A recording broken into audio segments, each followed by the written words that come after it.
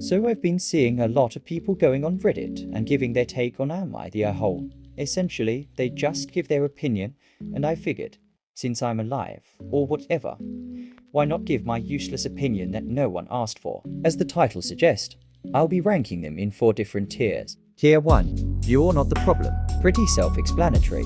Tier 2, not really. Like at most maybe it was a tad bit your fault, but more blame definitely falls on the other person/circumstance. Tier 3, kinda. This will act as the middle ground.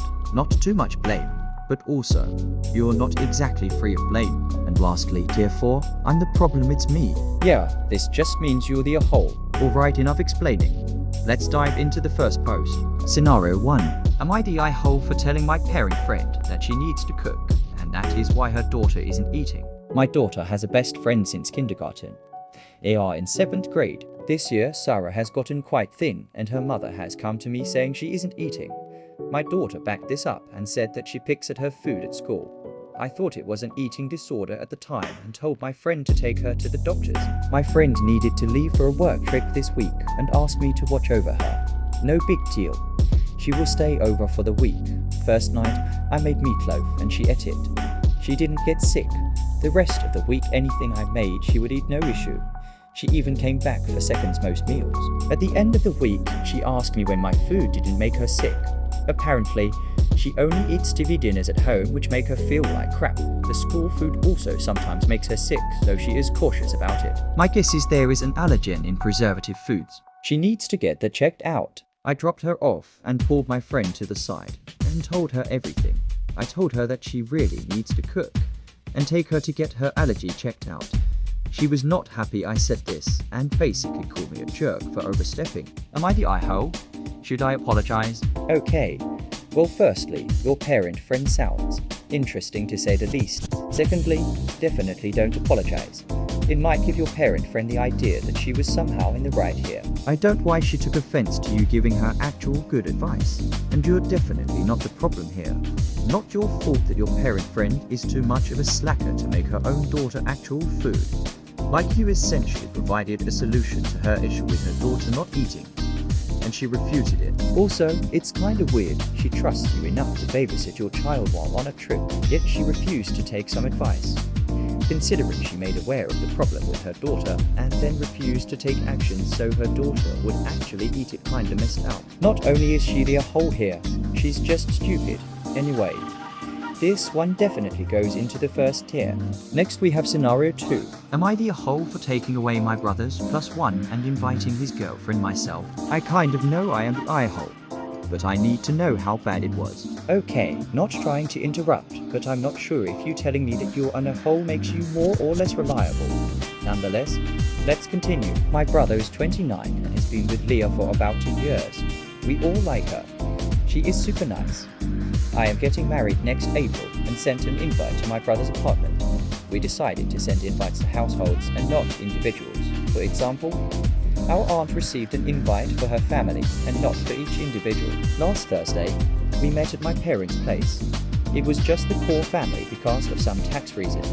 Lord, while there, I asked my brother about Leah's dietary restrictions. I know that she is a vegetarian for health reasons and that she cannot have certain raw vegetables. He said that she wasn't going to come and that he was taking his girl best friend, Amanda, instead. Now, their relationship is weird AF. Amanda has always been stringing my brother along, in my opinion. He always denies having feelings for her. But let's be real here. Amanda would date other guys, blow off my brother.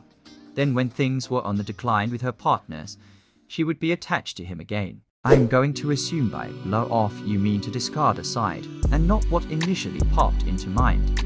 Anyways, her last boyfriend broke up with her right around the time my brother, his then ex-girlfriend, Amanda, and her ex were supposed to travel to Spain. What did my idiot brother do? Go with Amanda alone because Amanda was uncomfortable with his ex-girlfriend. Obviously, he acted blindsided when his girlfriend broke up with him. Didn't even say anything anymore because it's all so weird. So, when he said that, I asked if Leah already had other plans, but my brother said that Amanda had asked if she could come because it would be an opportunity to finally see the old gang. We were in the same friend group in high school. I told him that I would have invited Amanda if I wanted her there. Amanda is mean and cold. She always makes disparaging comments about other girls at every event. Around 1 hour in, she will make some sort of scene that either has her running away crying or sitting mad at a table telling everyone to leave her alone, and then making a cryptic comment about something hurting her. I told my brother I was revoking his +1 and Amanda was not coming to our wedding. He accused me of being misogynistic and bigoted because I don't understand opposite-sex friendships, which is BS. My husband has a female childhood friend who is his best woman. I love her too, and she has been amazing. And she respects boundaries. She always includes me and made a huge effort when I started dating my fiancé to integrate me into the friend group. Anyway, I said my decision was final. He could take it or leave it, but I would be inviting Leah myself because I like her. He screamed at me and told me to keep out of his business. I said to get rid of his weird feelings for Amanda. He is mad at me. My dad said it's none of our deal. My mother is furious with my brother, so am I the eye-hole. Okay, you honestly had me worried when you claimed to be in a hole. However, you don't seem to be the problem in this situation. If what you say is true about this Amanda girl, I wouldn't invite it to my wedding either. There's quite a bit to unpack here. Firstly, I don't know why your brother is pushing so hard to bring this Amanda girl, like literally bring anyone else SMH. Second of all, he's pushing so hard for a girl that constantly brushes him off whenever she has the attention of another guy. Like, that's kind of fake. Not really best friend worthy if you ask me. But what do I know? I only had the same best friend for 20 years so. Maybe I'm just looking too deep into things. And lastly, I see no issue with you not wanting Amanda to come. It's your wedding, therefore you're the one who chooses who comes and goes. Besides, she sounds like she's somehow make the event about herself. I also like that you actually asked your brother about his girlfriend's dietary, so you could find out something she could eat for the wedding. Very considerate. Also, I wish your brother's ex-girlfriend luck, seeing as he seems really into this Amanda girl for whatever reason. Honestly, she deserves better. Anyways, you're going in tier 1 as well. Okay. Future me here. The script is literally only about 3,000 words, but this video is somehow getting this long, and considering I'm currently 5 hours into editing this, so I'm gonna split this video up so I don't go completely insane. Anyways, let's keep the ball rolling. Scenario 3. I ride a pretty sparsely ridden bus from my work to my college. When I say sparse, I mean it's never even close to half full. There are always rows of empty seats at the time that I ride it in the afternoon. I use a light linen bag for work, and I don't want to put it on the floor or on my lap, so I put it on the seat next to me. All the seats are pairs, 2 seats next to each other. I don't mind anyone sitting next to me, but the bus is never close to full, so I'll use the space for my bag. Yesterday during my commute, a lady got on the bus and grimaced at me. She gestured for me to remove my bag so she could sit next to me. As usual, there were so many empty seats. I wasn't sitting in a disabled reserved area. There were seats closer to the door. But whatever. I'm not confrontational. I removed my bag so she could sit. I sort of rolled my eyes when she sat down next to me and sighed. Not to be obvious, but just because I got off an 8-hour shift. I was tired and wanted my own space, and she didn't have to sit next to me. She clearly noticed. She then said, "You need to learn some manners." After that, I got up and moved to another seat. But the whole thing has been bothering me for a day. Did I really lack manners?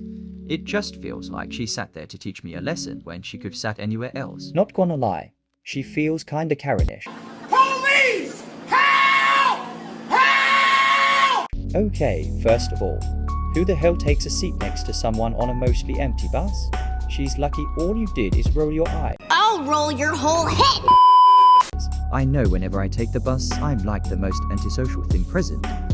I have my backpack gatekeep the seat next to me. I face the window, but on my headphones just to not let anyone sit by me, so I understand your pain. Definitely tier 1. That lady though is definitely the hole. Okay, I'm gonna end this list here for now. I feel kinda dumb for adding the other tiers. I'll try to find one with more moral ambiguity if you will to fill them out. Also, I gotta ask, the whole editing snippet was is good, too much, too little, be honest. I'm new to this whole thing and couldn't hurt to know. Anyways, that'll be it for today. Stay hydrated and stay safe. Toodles.